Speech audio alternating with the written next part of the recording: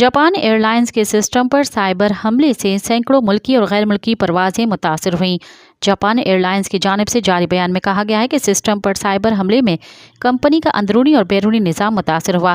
System میں خرابی کا باعث بننے والے ایک راؤٹر کو بند کیا گیا اور آج جمعرات کے لیے متعدد پروازوں کی ٹکٹوں کی فروخت روک دی گئی۔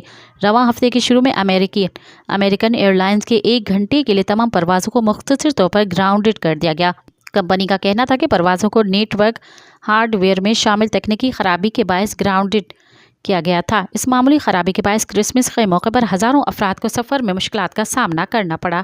مزید خبرن ऐं तफ़सीलात लाइ विज़िट कयो असांजी वेबसाइट www.awamiNewsHD.com ऐं ॾिसंदा रहो अवामी न्यूज़ HD।